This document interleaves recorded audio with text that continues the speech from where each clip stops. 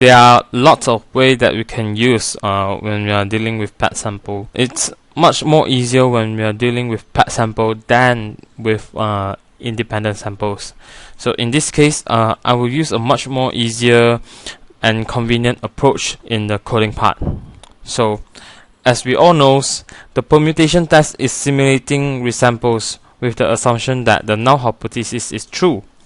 And in this case, the hypothesis are the H null is mu difference is equal to 0, and the alternative hypothesis is not equal to 0.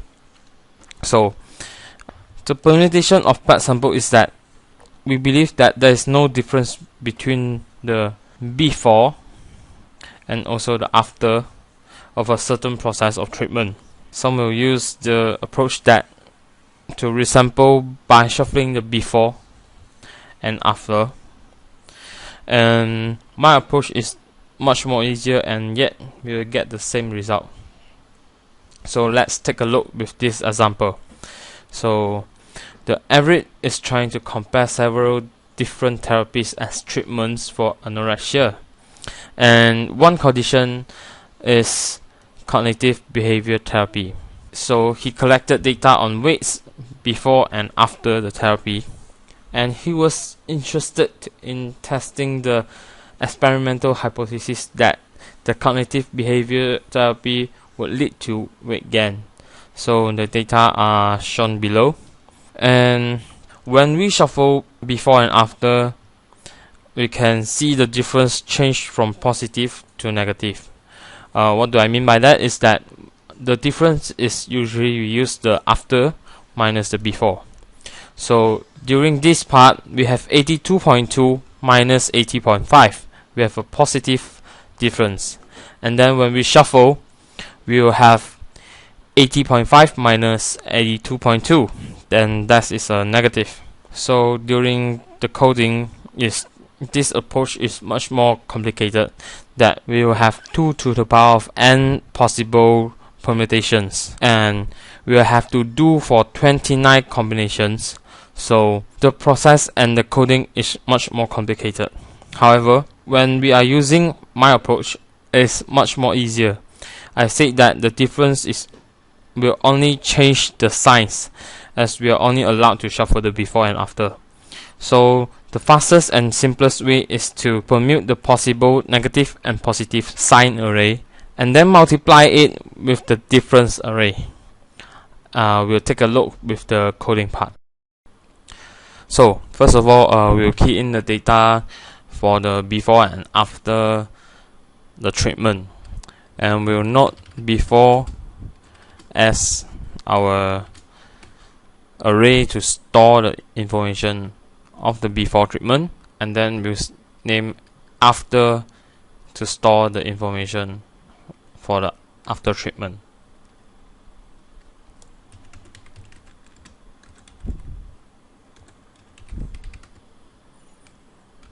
So after that, we will note D as the difference between the after and before.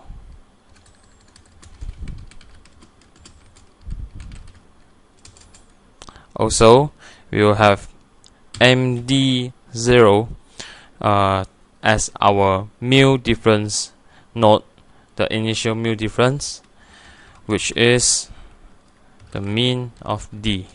So the next part is to have the numbers of repetition that we want. So I have said earlier, we have 2 to the power of n possible permutation, which in this case n is equals to 29, and we have 2 to the power of 29 total permutations. And in this case, we might want to have a larger resample size, so it will be a 10,000 size.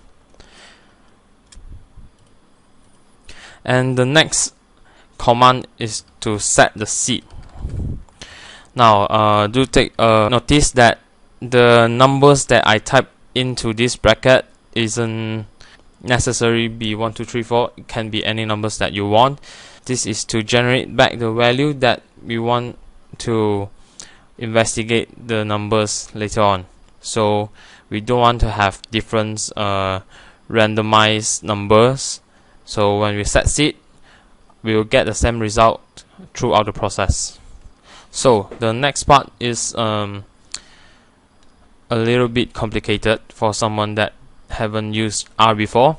So we'll denote that resam mean difference to a numeric numbers, a length of 10,000 data, and for every single resamples in the 10,000, we'll denote signs as the array to store the possible combinations of positive and negative here, and then we'll have the length of D, which means we have 29 data over here, and then we'll resample with replacement true.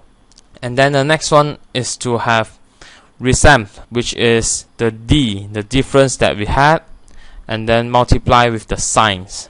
So we'll have 10,000 differences with different types of signs. And then we'll have the resam mean difference. I, for every 10,000, is the mean of the resamed that we have did the multiplication with the signs earlier. So after all that, we want to calculate the 2-tail p-value for this permutation test for how many resamples that violates the H null.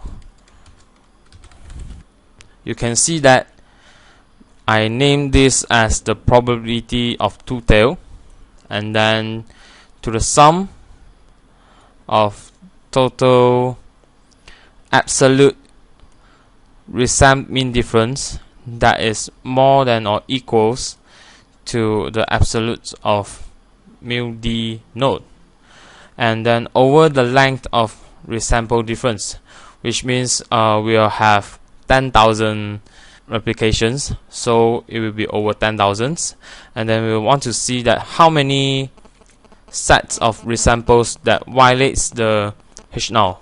So the next we will print the p value with this command.